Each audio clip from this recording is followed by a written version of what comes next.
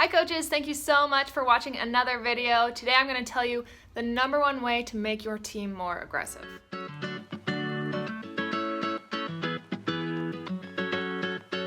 #1 way to make your team more aggressive is actually really simple, and I think a lot of coaches overlook this skill. When we think of aggressive teams, we think of teams who are always attacking the ball over the net and never just sending a free ball over. When we think of aggressive play, we might think that we need to improve our passing so that we get more sets up and more hits.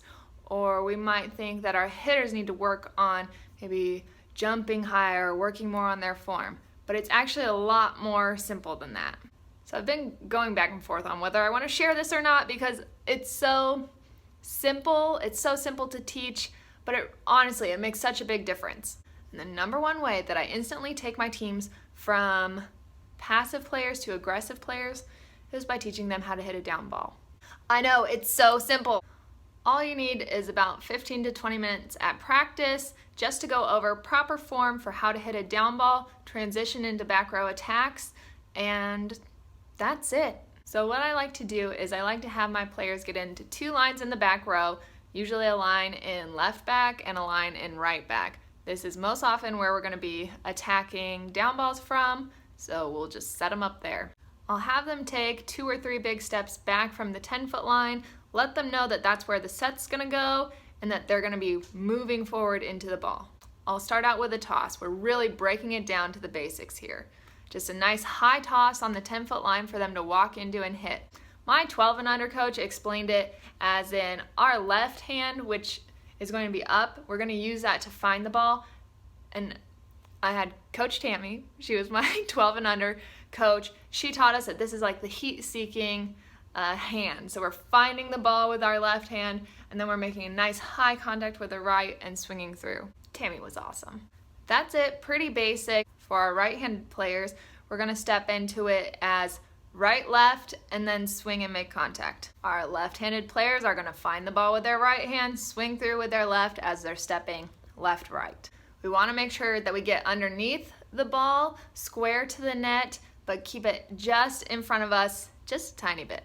That way when we make contact with the ball, it's like we're giving someone a high five. So once we've successfully gone through a few times with hitting lines with about 75 or 80% success, then it's time to make it a back row attack. We're going to explain the rules for a back row attack, which at this time is as long as you leave the floor behind the 10-foot line, you're good, you can jump. If you have younger players who kind of have trouble comprehending the more advanced rules for volleyball, like out of rotation and that sort of thing, just skip over it. Just tell them that they can only jump if they're behind the 10-foot line. That's all they need to know. Remind them that it's the same footwork that they use for their approach, so as long as you've gone over that before, this should be pretty simple. Our right-handed players are going to step left, right, left, and our left-handed players are going to step right, left, right. Now let's say you've done that for about 2 or 3 minutes, everyone's gotten a couple of touches on the ball, it's time to add a setter. Obviously it's more controlled when it's coming from a toss, but we need to practice it coming from a set. The set might be really low and really ugly, but it doesn't matter. That's what's going to happen in a game, and the players need to know how to adjust to that.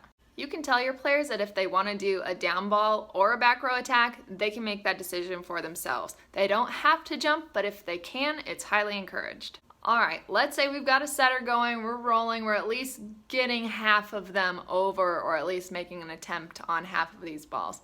Now it's time to make it almost as game-like as possible, which is to make sure that it all starts with a pass. So now the coach is going to take the ball cart from middle back on one side, tossing to the setter, to the opposite side of the net, and they're going to just throw free balls to the right back and left back positions. Let your players know that whoever passes the ball is the one who should be set. If you have a setter on your team, that's great. Keep them in the setter position and they can work on setting to the back row.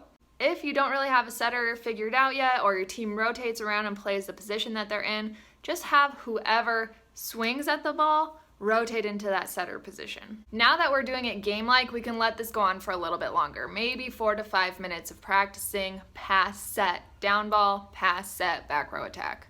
After we've learned how to do a down ball or back row attacks, I'm going to highly recommend that we play the down ball game, which I will link to up here, and I'll put a link to it in the description. We can play that or just switch to playing queens, and I guarantee I guarantee it that your team is going to be more aggressive. You will see down balls left and right. All it takes, 20 minutes maybe, to teach them this skill, and your team is going to go from a passive, timid group to being very aggressive, swinging harder at practice and swinging harder in games, and also just more confident in their ability to attack the ball. All right, so I guess I gave up one of my biggest training secrets. I hope it helps you, and I hope it makes your team more aggressive. Thank you so much for watching.